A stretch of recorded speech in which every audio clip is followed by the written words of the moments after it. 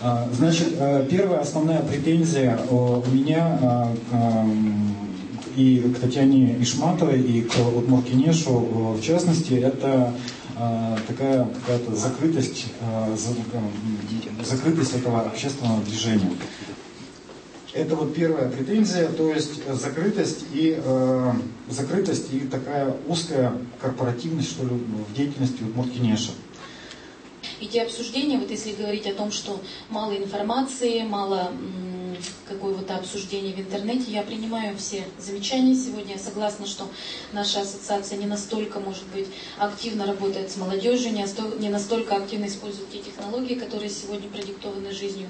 Но очень часто бывает так, что, ну согласитесь, не согласитесь, я знаю, что здесь большинство те люди, которые сидят в интернете и не столько включены в деятельность общественных организаций, ни Шунды, ни Удмурт-Кенеш практически, да, что в основном те инициативы, которые создаются нами, реализовываются, они находят критический отклик со стороны, что все это плохо, что все это прошлый век, что все это неинтересно и никому не нужно, либо вообще никакого отклика вместе. Другой вопрос, что да, я принимаю, опять же, и Леонид Михайлович не раз меня упрекал в том, что в интернете мы не вывешиваем много информации. Ну, принимаю замечания. К сожалению, я не успеваю этим заниматься, чтобы... Нет у нас пресс-секретаря в ассоциации. В дальнейшем будем рассматривать. В декабре, в ноябре будет съезд, состоится, да, будут новые избранные члены исполкома, новое руководство, придут новые деятели, новые руководители. Но думаю, что лишь объединившись, и чтобы это было не просто на словах, а действительно, вот если этот разговор сегодня, который говорит о том, что мы готовы с вами работать и давайте будем работать вместе, а не то, чтобы происходило здесь какое-то судилище, либо что я должна сидеть и оправдываться, этого не будет. Я не буду оправдываться, я принимаю все ваши замечания. Если есть предложения к сотрудничеству, я тоже их принимаю. Но в той части, что...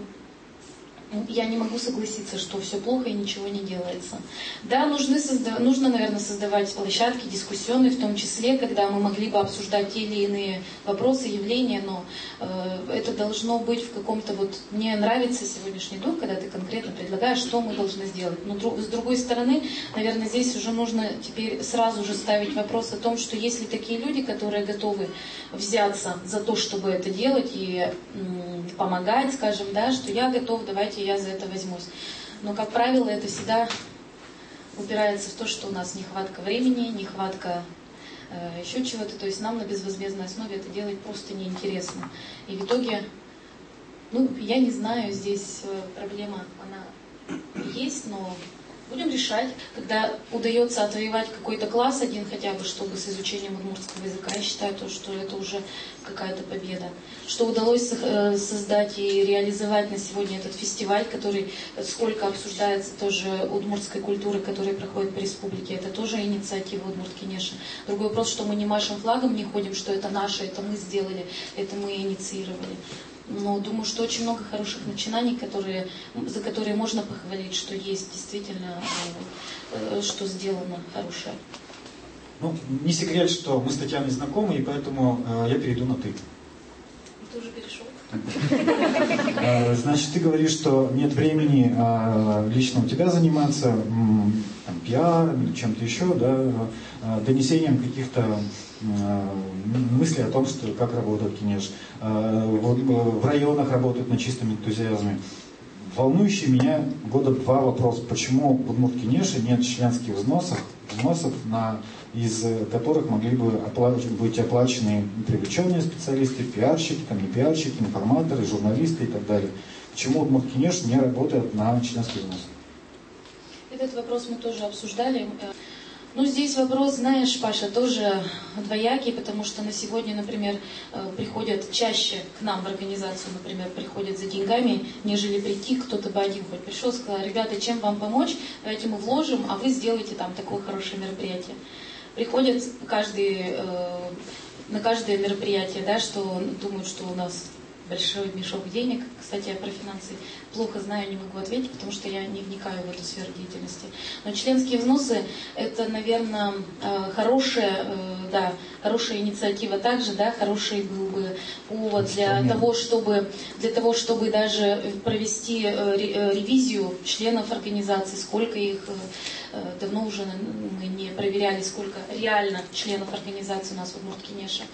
И вот сегодня обсуждая здесь даже у нас, не у всех, наверное, кто состоит в организации, есть удостоверение. Но думаем, что на сегодня, может быть, в городе это, да, могло бы привлечь членов организации, а в районах... И это не настолько будут, сколько можно членские взносы установить для того, чтобы человеку было, во-первых, посильно, и чтобы потом не возникало вопросов, как я сдал на копейку, а прошу на 10 тысяч, например, грубо говоря, да? Как мы привыкли. Если у человека возникает такой вопрос, то есть у него нет доверия к руководству. Да нет, это в любом случае к любому руководству будут вопросы, когда это связано с финансами. Я думаю, что в любом случае, вот вы тоже ведь пытались объявить, помнишь, я не знаю, ты, не ты, но в интернете я тоже видела, что сбор средств там на проведение, на реализацию каких-то проектов, инициатив, сколько разных комментариев было, а кто будет это собирать, а куда пойдут эти деньги, а кто будет предоставлять отчет, а потом начнутся вопросы, почему ему дали, а этому не дали. То есть это вот чисто опять переход на еще раз ставить себя под удар, чтобы было обсуждение того, что деньги потрачены неправильно, несправедливо. То есть, опять же, это все очень субъективно. Вот, Татьяна, ты говоришь о ситуации, когда я моделирую ситуацию. Я член Удмурт-Кенеша и плачу членские взносы. Соответственно, я знаю, что из этих членских взносов формируется некий фонд. Этот фонд распределяется руководством Удмурт-Кенеша на те или иные цели и задачи, для решения тех или иных целей и задач. Я даю свои деньги, я доверяю руководству Удмурт-Кенеша, то есть, вступая в Удмурт-Кенеш, я выражаю кредит доверия руководству Удмурт-Кенеша, и таким образом, значит, я понимаю, что эти люди, которым я выражаю кредит доверия, налево-направо эти деньги не отправят. При этом, естественно, эти люди передо мной отчитываются, куда они тратят эти деньги. Мне кажется, это настолько элементарно и понятно, что нужно просто взять, потратить 1 месяц на подготовку каких-то документов и сделать. Паша, это тебе все кажется, что так элементарно и понятно. Это ты так считаешь, но другой человек, который тоже творческий, но скажет, вот тебе дали на проект, а второму не дали. Он скажет, вот ему дали, потому что он такой-сякой. А мне вот, ну понимаешь, вот здесь совершенно для того, чтобы я даже спорить не буду. Для того, чтобы этих вопросов не возникало, нужно тогда вот Удмурт-Кенешу провести какое-то социологическое исследование и сформировать систему запросов. Найдется человек, которому будет такой кредит доверия, что вот все прямо безотказно скажут, что вы ему кредит доверия нужно заслужить. Ну а кто такие люди, скажи тогда? Я, например. Ты такой?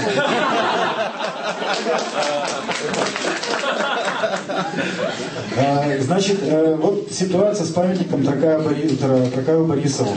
То есть собираются народные средства, да, выделяются бюджетные деньги. А у меня, например, не спросили, то есть я знаю многих людей, мне кажется, потребности такой, великой потребности, чтобы собрать 3 миллиона рублей, я могу ошибаться в 3 миллионах, но примерно говорят, что такая сумма. 3 миллиона рублей на памятник Тракаю Борисову. Мне кажется, сегодня эти 3 миллиона рублей можно потратить на более другие цели и задачи, которые будут работать на будущее. Вот как работать, ребят, скажите вот так, вот любая инициатива находит постоянное отторжение, вот ему не нравится памятник, а другому не нравится то, что сделаешь ты. И постоянно вот в этих вот ножницах, и постоянно не прав. То есть изначально вопрос поставлен просто, это ведь не решение меня или Николая Николаевича, это все обсуждено. Это с кем? С народом, с кем? Это инициативы, которые поступают. Вот мне, знаешь, твоя реакция на народ, вот это вот, ну, как-то тоже не совсем адекватно. Мы ведь работаем не только со звездами. Когда приходят письма с районов, когда городская наша организация вышла с такой инициативой, что этот памятник необходим. И когда мы говорим, что надо нашу молодежь воспитывать на каких-то, примерах, на тех, которые бы могли на веки вечные стоять, и как вы сами вот сейчас собираетесь у памятника Кузибая Герда, тоже много споров было, что он не нужен. Ни одна инициатива никогда не удовлетворит 100% населения, мы это понимаем и пытаемся сделать так, чтобы Это было правильно не только с точки зрения, скажем, какой-то группы людей, когда ты говоришь, что кто это придумал. Это ведь обсуждалось и на разных уровнях обсуждалось. Это не просто пришла в голову идея. И праздновали мы 120-летие Таркая Борисова. И много. И вот самое главное, знаете, что мешает постоянно? Это опять же наши удмурты начинают писать письма в Министерство культуры, зачем нужен этот памятник, кто был такой Таркай Борисов, вот лучше вы моего дядю там поднимите. Вот это вот как называется? Я понимаю, если бы другие люди, других национальностей, да, поднимали эти вопросы, но когда мы... Вопрос-то в чем? Что у нас нет этих денег, 3 миллиона, и мы сидим, думаем, куда их лучше потратить. И не проще ли задать вопрос? Ну вот мы поставим памятник, найдем мы эти деньги, а нам нужно еще вот на это, и на это, и на это. Вот это я понимаю, что нам нужны там какие-то инициативы еще на 3 миллиона. Но не так, что мы друг у друга, отбирая, как говорится, кусок изо рта, начинаем с пеной у рта доказывать то, что надо это или не надо. И на этом, может, говорю, до утра, да еще и год, и 2, и 3 Я привел пример с памятником, как раз акцентировал внимание на то, что мне непонятна та система социально-культурных запросов, на основе которого работает Удмурт-Кинеш. То есть вот вы говорите, что это были обращения каких-то там организаций, обращения народа о том, что в городе нужен памятник Таркаю Борисову. Вот где можно познакомиться с этим вот списком запросов, что нужно, как выясняется, удмуртскому народу? И как я могу понять, с чем я могу согласиться? Я тебя в следующий раз тогда буду приглашать, когда вот выезжаем, у нас бывают выезды в районы, тогда я тебя буду приглашать и будем встречаться вместе и слушать эти вот обсуждения. Нет, мне достаточно почитать ваш отчет в интернете, как вы съездили, что там народ говорил. Снимите на видео, там все будет понятно, зачем ехать туда еще. Ну вот видишь, а у меня другой принцип. Я не через интернет, а с народом. Вот так давайте через интернет и через народ. Ну давайте приезжай, ты будешь помогать. Просто у меня нет... И опять мы перешли не на то. Давай дальше. Это как бы все зацикливается на одном и том же. У меня основная претензия, она не находит ответа, потому что все равно в любом случае все будет вращаться вокруг денег. В любом случае. Потому что сегодня развитие удмуртской культуры, в частности, оно невозможно без финансового влияния, вливания в эту культуру. Откуда взять деньги? Я предлагаю первый инструмент — это ввести практику членских взносов и актуализировать вопросы там фандрайзинга, вот эти дела, да?